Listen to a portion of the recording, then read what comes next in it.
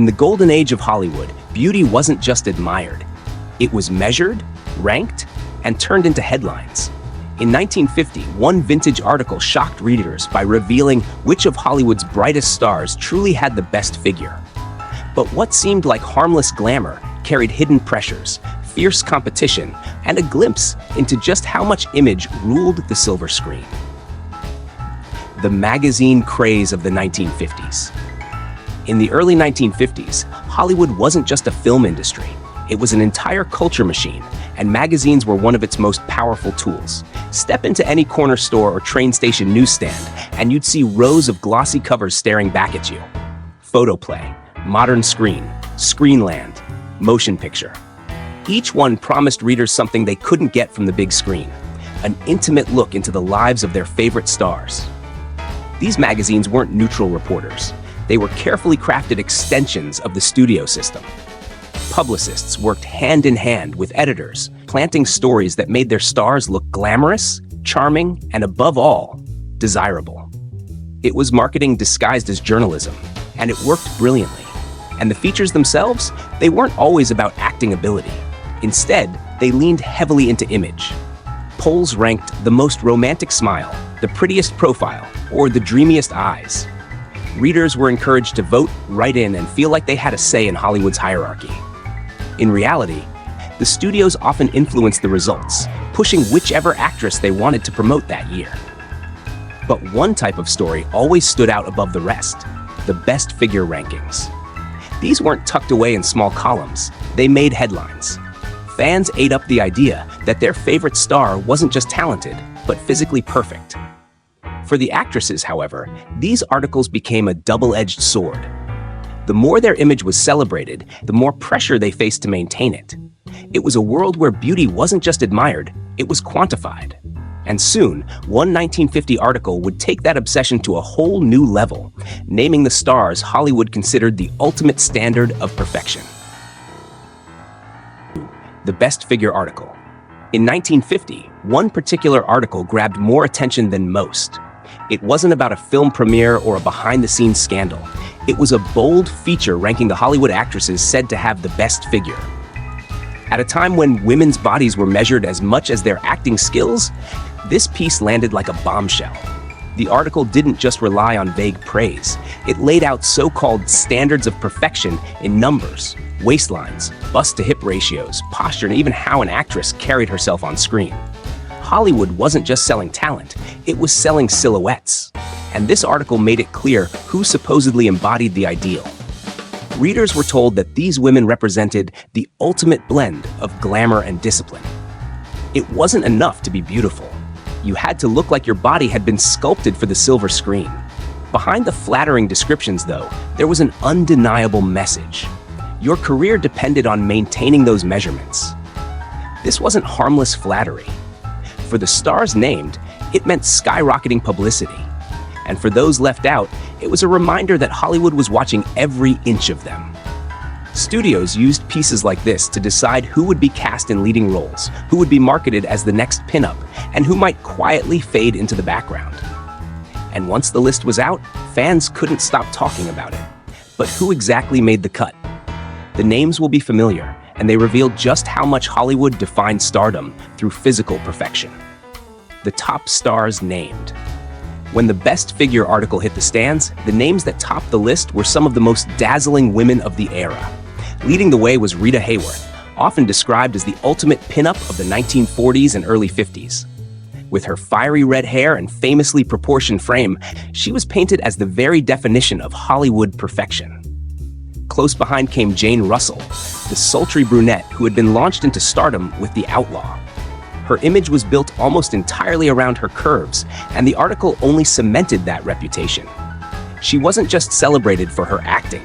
Her figure was treated like her greatest role. Marilyn Monroe, though not yet the global icon she would soon become, was already beginning to turn heads. In 1950, she was still on the rise, but her hourglass silhouette was impossible for Hollywood or its fan magazines to ignore. The feature hinted at her potential, foreshadowing the superstardom that was right around the corner. And then there was Ava Gardner, praised not only for her striking beauty, but for the way she carried herself with effortless elegance. While others were spotlighted for pinup appeal, Gardner was seen as the complete package: alluring, sophisticated, and commanding. Together, these women became the measuring stick for an entire generation of stars. But as glamorous as the spotlight seemed, the recognition came with a cost, because Hollywood didn't just crown winners. It quietly punished those who didn't measure up. The impact on careers. In Hollywood, publicity wasn't just a side effect of stardom. It was the engine that drove it. Being named in a Best Figure article could change an actress's career overnight. For Rita Hayworth, the constant praise kept her at the center of Hollywood's glamour machine. For Jane Russell, it reinforced the persona that her studio had been selling from the very beginning, that she was bold, provocative, and built for the spotlight. But the flip side was just as powerful. Actresses who didn't make the list often found themselves pushed into secondary roles or quietly overlooked. Casting directors read these articles as if they were industry reports, shaping who was offered leading lady contracts and who was slotted into side characters. In a business where image was everything, not being labeled ideal could be just as damaging as a box office flop. The ripple effect reached beyond casting. These rankings determined who got prime advertising deals, who was sent on press tours, and even who was paired with which male co-star to maximize on-screen chemistry. In short, your measurements could dictate your paycheck. And once a star was celebrated for her figure, she was expected to maintain it forever. Any weight gain, change in style, or even a single unflattering photo could spark whispers that her reign was slipping. For many actresses, the article wasn't just flattering press, it was a standard they'd be held to for the rest of their careers. But while the spotlight created opportunities, it also created crushing pressure. Behind the glowing magazine spreads, the daily lives of these women looked very different. The hidden pressures. For fans flipping through glossy pages, the Best Figure lists looked like lighthearted fun. But for the actresses living under those headlines, it was a daily battle. Hollywood studios didn't just celebrate their stars' bodies, they controlled them. Contracts sometimes included weight clauses, with strict requirements that an actress stay within a certain number of pounds. Gain too much, and you risked suspension. Lose the wrong kind of weight, and you could be labeled unmarketable. Diets became an obsession. Stars were pressured into strict eating plans, some surviving on black coffee, grapefruit, or lettuce for days at a time. Studio trainers kept close watch, pushing workout routines that were closer to boot camps than glamour sessions. There were even rumors of so-called figure camps, where young starlets were sent away for weeks of grueling training before being paraded back into the spotlight. The pressure didn't stop with food or exercise. Corsets, body padding, and strategic costuming were used to exaggerate curves and hide flaws. Public appearances were carefully staged to ensure no angle betrayed the illusion of perfection. Even sleep schedules, smoking habits, and personal lives were dictated to maintain the right look. Behind the smiles and elegant gowns, many of these women lived in constant fear of slipping up. A single candid photograph, a dress that fit poorly, or a whisper of weight gain could undo years of careful image building. What the public saw as glamour was, for the stars, a relentless test of discipline. And while the magazines claimed to give fans an inside look at Hollywood, they never revealed just how much of that perfection was manufactured. The truth was far more controlled and far more exhausting.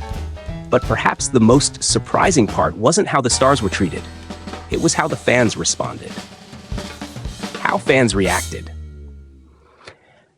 For the millions of readers who bought these magazines each month, the Best Figure article was more than just entertainment. It was a cultural event.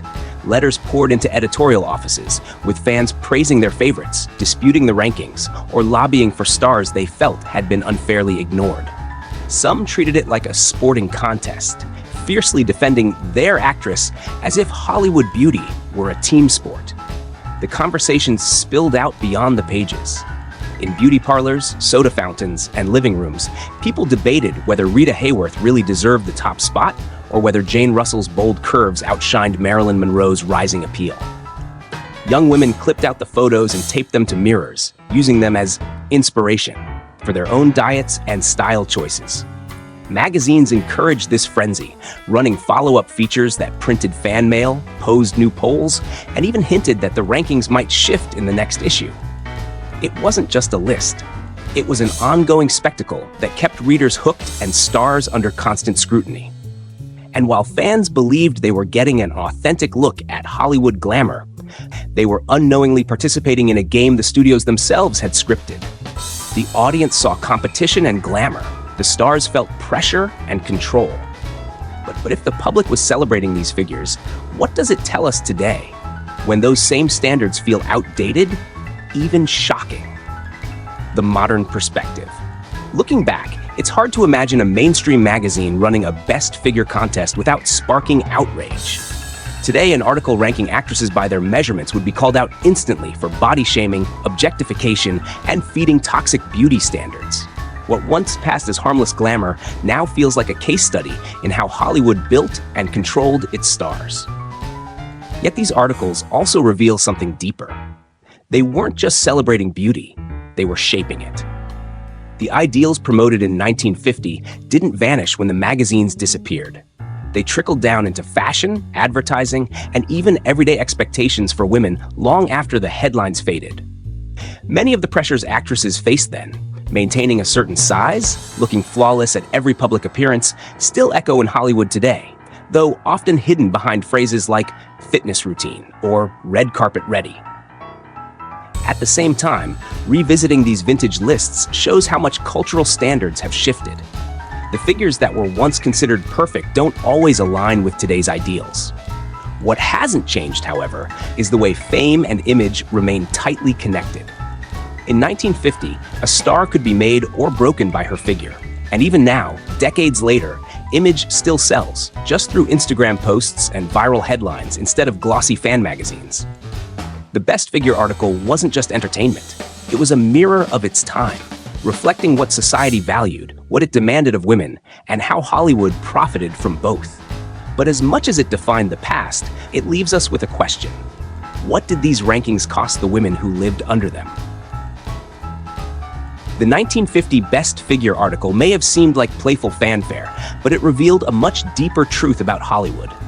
Stardom wasn't only about talent, it was about image, control, and the illusion of perfection. Rita Hayworth, Jane Russell, Marilyn Monroe, Ava Gardner.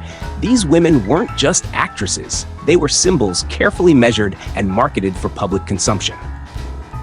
For the studios, the rankings were a way to sell movies. For the fans, they were a way to feel closer to the stars. But for the women themselves, they were a constant reminder that their worth in Hollywood could be reduced to a number on a measuring tape. Looking back now, those glossy pages feel like time capsules, glimpses into an era when beauty was treated like currency and fame was built on impossible expectations. And while our standards may have shifted, the pressure for stars to maintain an image hasn't disappeared. It's simply evolved. That vintage article may have crowned Hollywood's perfect figures, but it also exposed the cost of chasing perfection in an industry that never stops watching.